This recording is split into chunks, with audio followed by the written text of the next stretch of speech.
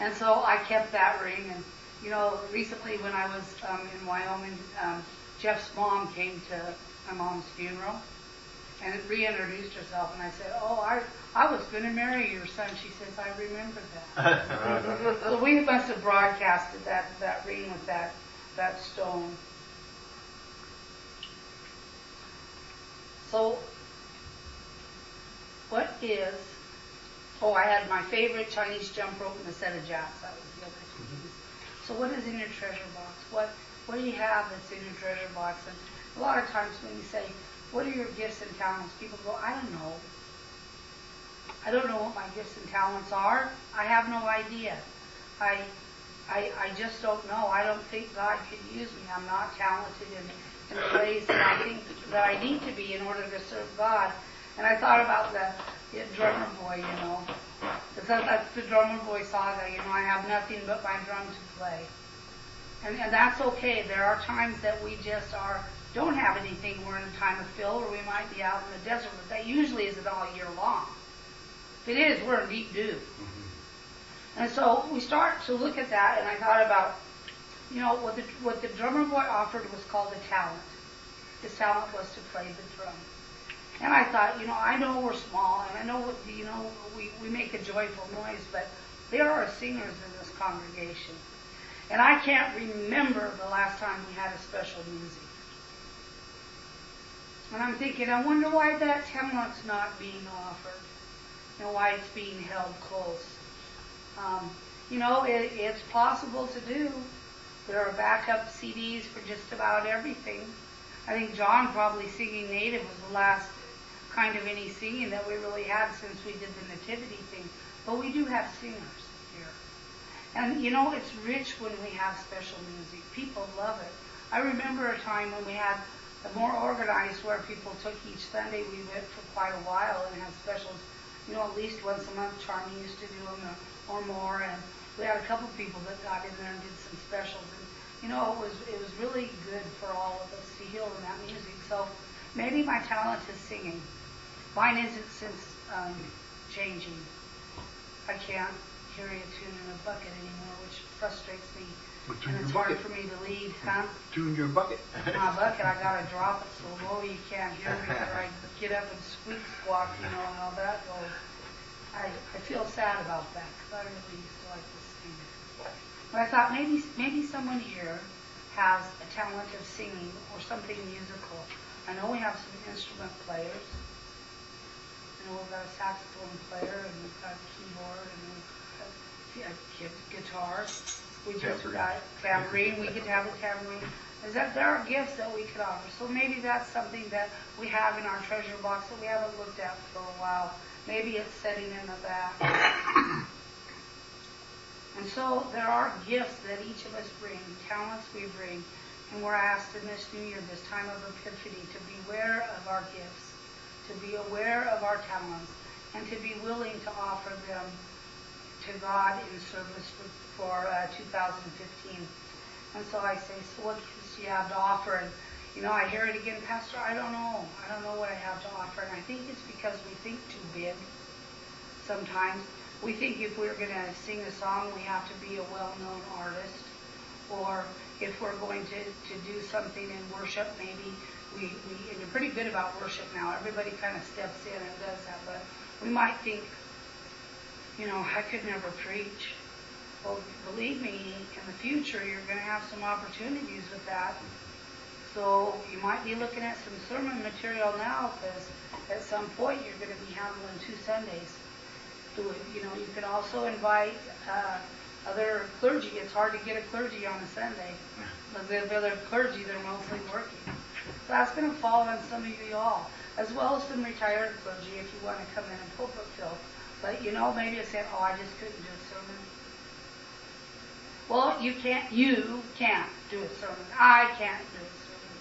But God can do a sermon through me if I yield.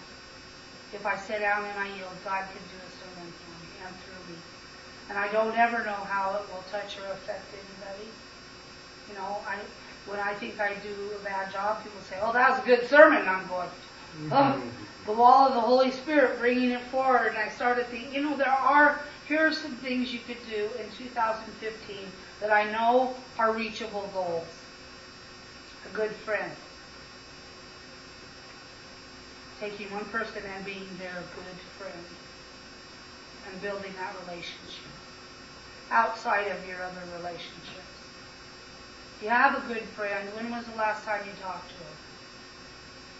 I always tells me when, oh, it's this good friend, they'll say, well, when was the last time you talked to me? I said, 4 years ago. 4 years ago. Ooh, I would think friendship has a little better connection than that in 4 years. So, you know, what is it? You could be a good friend. You might have creative hands. Creative hands that can be used in many ways. They can be used in table ministry. They were used in the back Native American room. Tammy used those on the front poster there. Tammy and Justin and Doug decorated the front. They have giving hands. You know, it's just like that's why I offer my hands to use. You might say, how can God, how would you like to use my hands this year as creative hands in the church? Maybe you're someone who's just got a commitment to being a prayer warrior. I mean, it's just something you can do. There's something, prayer always works. And prayer can come in many, many forms. But maybe you say, for the next year, God, in that 15 minutes, I'm going to make sure I'm praying every day. I'm in relationship with you. And then build your own prayer life. You know, we certainly need personal prayers for our church. You hear every Sunday, God guide us in the upcoming events that are coming. That's a constant prayer for me.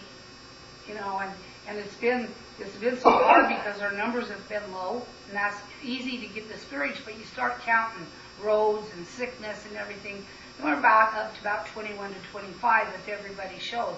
But don't we all feel better when there's 25? We all feel like, oh, there's a lot of people at church today. And that you could get discouraged. Usually over 20, it was the history of this church that we felt better. Over 20. So, you know, that needs some prayer. That needs some prayers like, God, you know, what do I need to do to bring a friend to church? Or maybe that good friend I'm building could use a friend. Or maybe we need to go knock on the door of someone we haven't seen. I was thinking about that last night. I thought, uh-oh, geez, where's all John's relations? I haven't seen them for a while. You know, we might need to do a little, you know, we're missing you. Make a phone call. You might be a good reader or an interpreter. You might be able to do bookkeeping. Maybe that's something that comes naturally for you, that you're a good bookkeeper. How can God use you in that fashion this next year? You know, it's a good thing to know. We need to have that bookkeeping. We need the clerk's job, which is part of the bookkeeping, with the treasurer's job. We have the treasurer trained.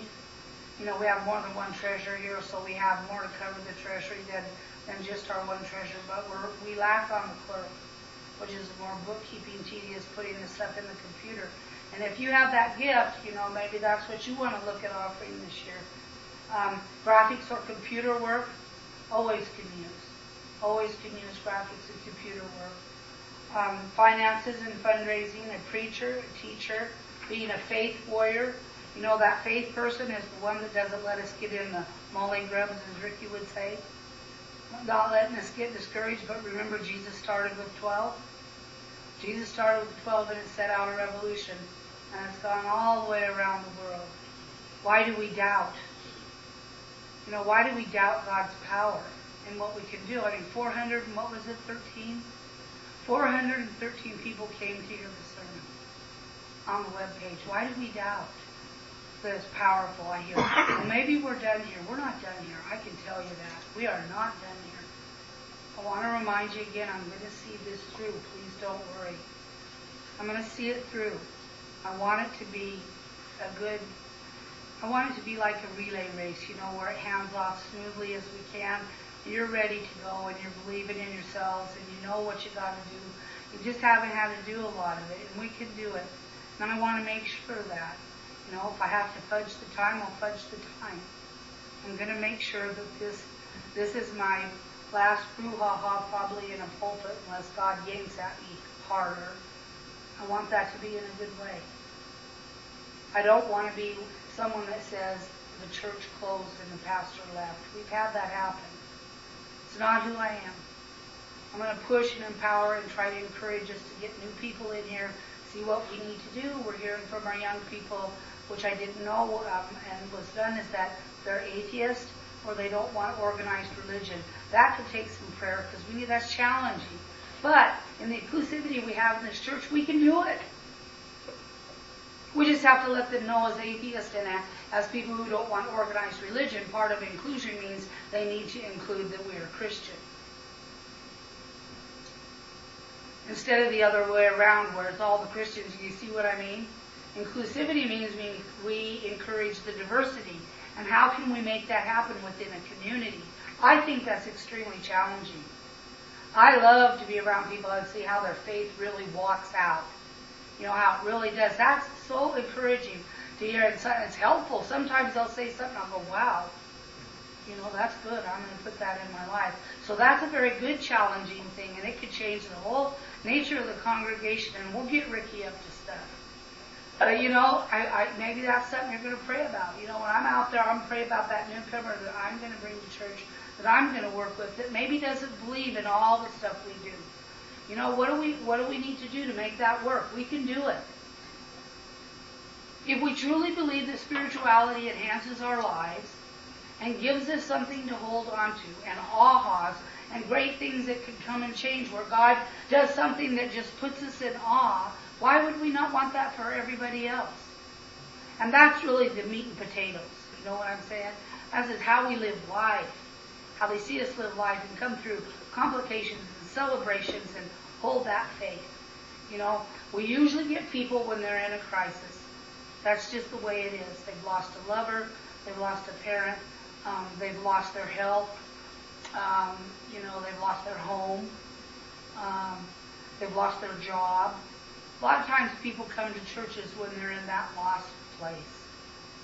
And when you can almost assume that if you walk through the door. So that's not a good day for us for this hour to be in our own craft. Are you with me? This hour, those of us that are old-timers, and all of you are now, need to leave that outside the door so that we can leave room for double these numbers that are going to probably come in some kind of a life challenge. And then we get to show them how we go through life challenges with them and how we can go through and see a whole different perspective when we have a faith. That's the things that really stick. One-on-one sharing with someone, just caring for them, you know, telling them how you got through, hearing what they're saying. That's what people are hungry for. You don't get that on here with everybody. Because there's a lot of folks out there that have a whole persona that's not them. Amen. And so what is in the treasure box? You do have gifts. We do have gifts. We do have talents. Just like the drummer boy, we can play that. Maybe we have a gift of evangelism. We want to reach beyond these walls, beyond this city. Maybe we're a visionary. Visionaries always need to have some help because they see all the top of the mountains, but they don't see the valleys a lot of time.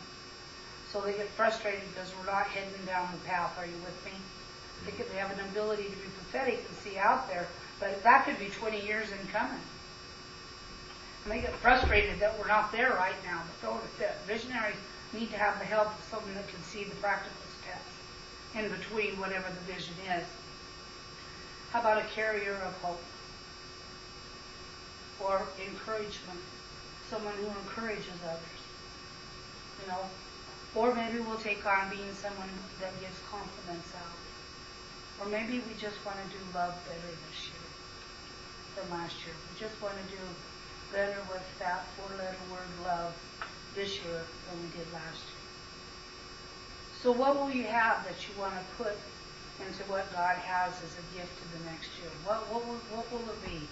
Will you put all that you have into this gift to the next year?